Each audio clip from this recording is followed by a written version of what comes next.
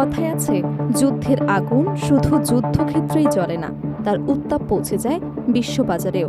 মধ্যপ্রাচ্যে নতুন করে শুরু হওয়া যুক্তরাষ্ট্র ইরান উত্তেজনা যেন সেই প্রবাদকেই আবারও সত্য প্রমাণ করছে।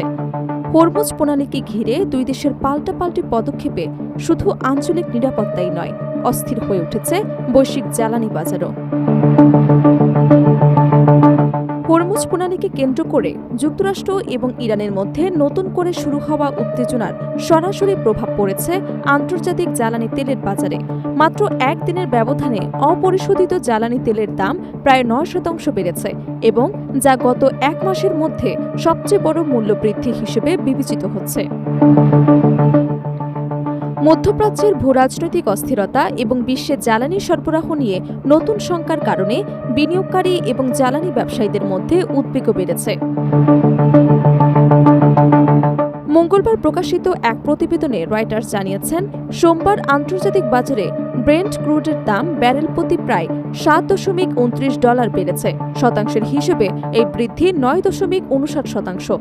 একই সময়ে যুক্তরাষ্ট্রের মানদণ্ড হিসেবে বিবেচিত ওয়েস্ট টেক্সাস ইন্টারমিডিয়েট অপরিশোধিত তেলের দামও ব্যারেল প্রতি $6.73 বা 9.42% বৃদ্ধি পেয়েছে।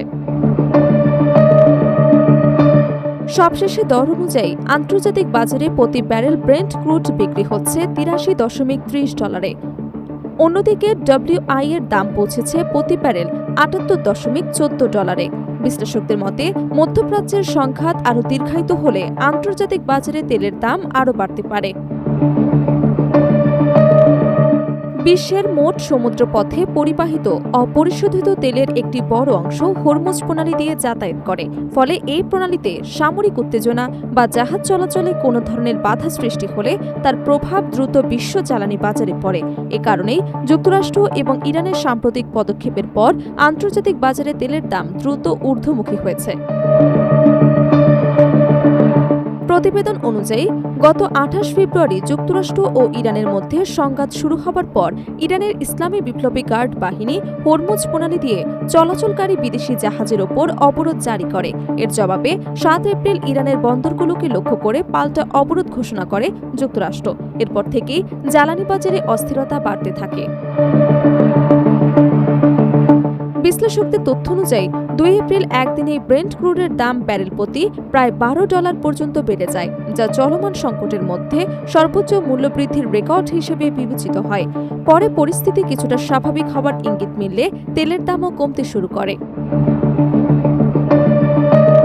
গত 17 জুন যুক্তরাষ্ট্র এবং ইরানের মধ্যে ইসলামাবাদে একটি সমঝোতা চুক্তি স্বাক্ষর হবার পর আন্তর্জাতিক বাজারে কিছুটা স্বস্তি ফিরে আসে এবং তেলের দাম ধীরে ধীরে কমতে থাকে। তবে সেই পরিস্থিতি দীর্ঘস্থায়ী হয়নি। গত 5 জুলাই হরমুজ প্রণালীতে চলাচলকারী একটি বাণিজ্যিক জাহাজকে লক্ষ্য করে ইরানের ড্রোন হামলার অভিযোগ ওঠার পর আবারও দুই দেশের মধ্যে উত্তেজনা বৃদ্ধি পায়। এরপর থেকেই আন্তর্জাতিক বাজারে নতুন করে মূল্য বৃদ্ধির প্রবণতা শুরু হয়। এদিকে সোমবার মার্কিন প্রেসিডেন্ট ডোনাল্ড ট্রাম্প হরমুজ প্রণালীকে যুক্তরাষ্ট্রের নিরাপত্তা তত্ত্বাবধানে থাকবে বলে ঘোষণা দেন। তিনি বলেন, এখন থেকে এই প্রণালী দিয়ে চলাচলকারী আন্তর্জাতিক বাণিজ্যিক জাহাজগুলো নিরাপত্তা নিশ্চিত করবে মার্কিন বাহিনী। এর বিনিময়ে জাহাজগুলোকে 20% নিরাপত্তা টোল দিতে হবে বলেও তিনি ঘোষণা দেন। একই সঙ্গে ইরানের বিভিন্ন বন্দরের ওপর নতুন করে অবরোধ আরোপের কথাও জানান। বিশেষজ্ঞরা বলছেন, বর্তমান পরিস্থিতিতে বিনিয়োগকারীরা মধ্যপ্রাচ্যের রাজনৈতিক এবং সামরিক পরিস্থিতির দিকে নিবিড়ভাবে নজর রাখছেন, কারণ যুক্তরাষ্ট্র এবং ইরানের মধ্যে উত্তেজনা আরও বৃদ্ধি পেলে আন্তর্জাতিক জ্বালানি বাজারে অস্থিরতা আরও বাড়তে পারে এবং এর প্রভাব বিশ্বের বিভিন্ন দেশের অর্থনীতিতেও ছড়িয়ে পড়তে পারে।